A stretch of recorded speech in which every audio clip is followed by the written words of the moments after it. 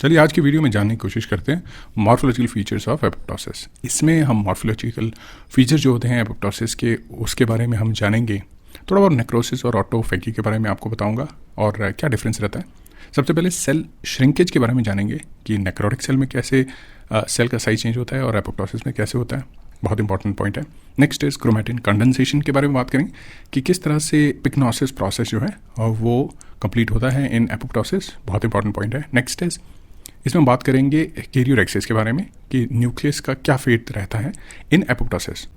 Next बात करेंगे ब्लेबिंग के बारे में। प्लाज्मा मेम्ब्रेन जो होती है वो किस तरह से नई स्ट्रक्चर बनाती है जिसको एपोप्टोटिक बॉडीज कहा जाता है और उनका क्या रोल रहता है ये हम बात करेंगे। और एपोप्टोटिक बॉडी जो है किस तरह से फैगोसिटाइज्ड होती हैं और उनका क्या फेट रहता है ये भी हम जानेंगे। नेक्स्ट इज ये इम्यूनोलॉजिकली साइलेंट प्रोसेस क्यों मानी गई है, कौन कौन से रिसेप्टर्स इसमें काम करते हैं वो भी हम थोड़ा बहुत इसके बारे में जानेंगे। तो ओवरऑल मॉर्फोलॉजिकल प्रोसेसेस को अंडरस्टैंड करेंगे। Research Goal. At Research Goal, you will find research-driven courses that offer real research skills, data analysis training, and publication support. And best of all, it is incredibly affordable, costing less than other platforms. Join Research Goal today for free. Check out the link in the description box. चलिए morphological features के बारे में बात करते हैं of apoptosis.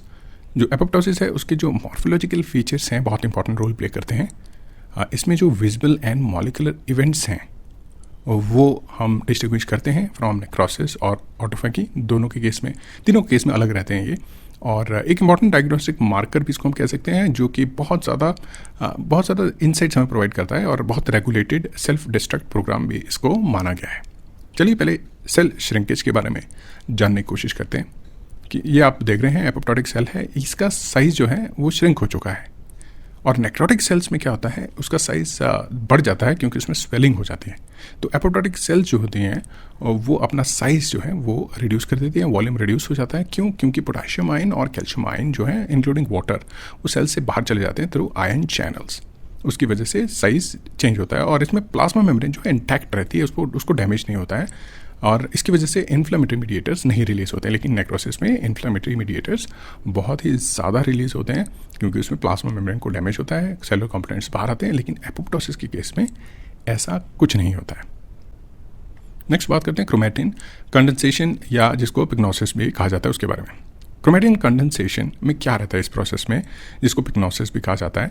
जो हमारी cell है जिसमें एपोप्टोसिस होनी है उसमें जो डेंस हेटेरोक्रोमैटिन है वो आपका यूक्रोमैटिन जो है डेंस हेटेरोक्रोमैटिन में कन्वर्ट हो जाता है और जो कि क्लोज रहता है इनर न्यूक्लियर मेम्ब्रेन के। ये होता है बिकॉज ऑफ एंडोन्यूक्लियसिस और साथ ही साथ क्रोमैटिन मॉडिफाइंग एंजाइम्स जो रहते हैं उनकी वजह से ये चेंज जो है सेल में होता है और सेल जो है डीपली बेसोफिलिक बन जाती है बिकॉज ऑफ दिस चेंज। तो एक इंपॉर्टेंट मॉर्फोलॉजिकल फीचर ये भी माना गया है एपोप्टोसिस का कि सेल्स जो हैं वो हाईली बेसोफिलिक हो जाती हैं और जो क्रोमैटिन है जो आप देख भी रहे हैं इस इमेज में डेंस हेटेरोक्रोमैटिन जो है आप इसमें ऑब्जर्व करते हैं और ये किसकी वजह से एंडोन्यूक्लियसिस और क्रोमैटिन मॉडिफाइंग एंजाइम्स की वजह से होता है।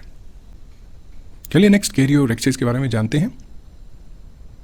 कैरियोरेक्सिस जो है न्यूक्लियस में प्रोसेस रहती है जिसको न्यूक्लियर फ्रेगमेंटेशन भी कहा जाता है। जो न्यूक्लियस जो है वो फ्रेगमेंट होता है और वेसिकल्स के फॉर्म में, मेम्ब्रेन बाउंड वेसिकल्स के फॉर्म में जो फ्रेगमेंट्स हैं वो उसमें वेसिकल्स में अंदर रहते हैं और ये कैस्पेज एक्टिवेटेड डीएनएज की वजह से होता है जिसमें डीएनए का क्लीवेज और डिसमेंटल न्यूक्लियर मेम्ब्रेन ये सारी चीज़ें होती हैं और इसी प्रोसेस को कैरियोरेक्सिस कहा जाता है। और ये जो डैमेज एसोसिएटेड मॉलिक्यूलर पैटर्न्स हैं उनको कंट्रोल करने के लिए ये प्रोसेस रहती है जिसमें डैम जो है वो रिलीज़ नहीं होते हैं।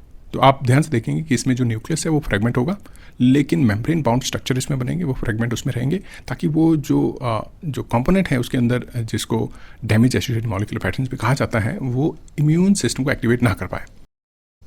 नेक्स्ट मेम्ब्रेन ब्लेबिंग के बारे में जानने की कोशिश करते हैं। मेम्ब्रेन ब्लेबिंग आप इमेज में भी देख रहे हैं कि छोटे छोटे स्ट्रक्चर्स बनने शुरू हो जाते हैं प्लाज्मा मेम्ब्रेन के और लेटर ऑन वो बॉडीज़ बन जाती हैं जिसको इस प्रोसेस को ब्लेबिंग कहा जाता है। और ये एक्टिन मायोसिन साइटोस्केलेटन की वजह से होता है और साथ ही साथ इसमें कैस्पेजेज इन्वॉल्व रहते हैं, रो असिस्टेड काइनेजेज इसमें बहुत इंपॉर्टेंट रोल प्ले करते हैं।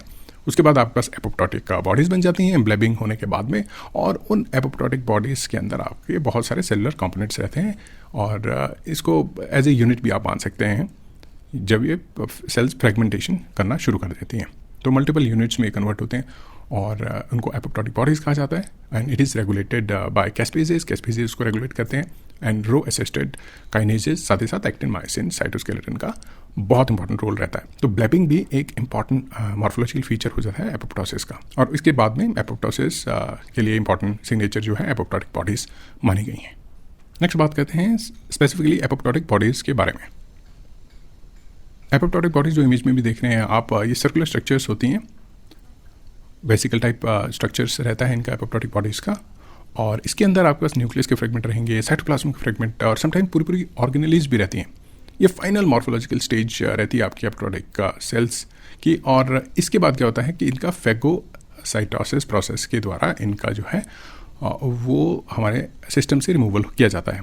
तो हार्मफुल कंटेंट जो है कभी रिलीज़ नहीं होता है और पूरा सिस्टम नॉन इन्फ्लेमेटरी रहता है। क्योंकि आप देखेंगे कि सेल्स जो हैं अगर उनको हमने अच्छी तरह से सिस्टम से बाहर निकालना है तो किस तरह से निकाला जा सकता है, उसको छोटे छोटे फ्रेगमेंट्स में, छोटे छोटे वेसिकल्स में कन्वर्ट करके और उन वेसिकल्स को फैगोसाइट्स द्वारा रिमूव करके ही निकाला जा सकता है। नहीं तो उनके कंपोनेंट अगर बाहर आ गए तो वो कंपोनेंट जो है सिस्टम में इन्फ्लामेशन काउज कर सकते हैं, जिसकी वजह से ऑटो इम्यून डिजीजेज हो सकती हैं। नेक्स्ट बात करते हैं साइलेंट क्लियरेंस की, जो कि मैं ऑलरेडी काफ़ी आपको डिटेल में बता चुका हूँ। तो इम्यूनोलॉजिकली साइलेंट जो है ये प्रोसेस माना गया है जिसमें इम्यून सिस्टम की एक्टिवेशन उतनी रहती नहीं है। जो एपोप्टोटिक सेल्स हमारी बॉडी में होती हैं उनमें बहुत सारे रिसेप्टर्स होते हैं। स्पेसिफिकली एक रिसेप्टर होता है फॉस्फोटिडाइलसीरीन PS जिसको कहा जाता है, उसकी वजह से भी ये प्रोसेस रेगुलेटेड। बाकी रिसेप्टर TIM4, BAI1, स्टेबिलिन 2 और ये सारे रिसेप्टर जो हैं वो फैगोसिटिक सेल्स जैसे मैक्रोफेजेस उनके साथ जो है इंटरेक्ट होते हैं और जिसकी वजह से इनकी डिटेक्शन होती है और इनको जो है इनकी फैगोसाइटोसिस की जाती है। अगर ये प्रोसेस डिफेक्टिव हो जाती है तो उसमें चांसेस हैं कि ऑटो इम्यून रिस्पॉन्स या ऑटो इम्यून डिजीजेस जो है वो पर्सन में हो सकती हैं। यूजुअली ये प्रोसेस काफ़ी कंट्रोल रहती है, लेकिन अगर इसमें डिफेक्ट है तो ऑटो इम्यून रिस्पॉन्स होगा बॉडी में और जिसकी वजह से जो है बॉडी में कॉम्प्लिकेशंस हो सकती हैं। तो आई थिंक इस वीडियो में काफ़ी चीज़ें हमने कवर करी। एपोप्टोसिस के मॉर्फोलॉजिकल फीचर्स के बारे में जाना, साथ ही साथ सेल श्रिंकेज के बारे में, क्रोमेटिन कंडेंसेशन जिसको पिग्नोसिस कहा जाता है उसके बारे में जाना, ये भी जाना कि डैम्स क्या होते हैं, क्या उसका रोल रहता है, ब्लैपिंग और एपोप्टोटिक बॉडीज फॉर्मेशन के बारे में जाना, साथ ही साथ कैसे उनकी क्लियरेंस होती है थ्रू फैगोसाइटोसिस उसके बारे में जाना और क्या ये एपोप्टोटिक बॉडीज़ होती हैं और क्यों ये प्रोसेस इम्यूनोलॉजिकली साइलेंट रहता है, कौन कौन से रिसेप्टर्स इसमें इन्वॉल्व रहते हैं और ऑटो इम्यून रिस्पॉन्स का क्या इसमें रिलेशनशिप है। ये सारी चीज़ें हमने कवर की। आई होप कि आपको अब पूरी अंडरस्टैंडिंग हो चुकी है एपोप्टोसिस की। एपोप्टोसिस आपकी जो कॉन्सेप्ट है वो क्लियर है। साथ ही साथ इसके बायोकेमिकल और मॉलिकुलर चेंजेस के बारे में हम बात करेंगे आगे। ये वीडियो जो है लेके आने वाला हूँ मैं, तो प्लीज़ बने रहिए चैनल में। ये कुछ रेफरेंस है, प्लीज़ इनको पढ़िए और ताकि आपकी जो है जो तैयारी अच्छी रहे। धन्यवाद दोस्तों, मिलेंगे अगले वीडियो में।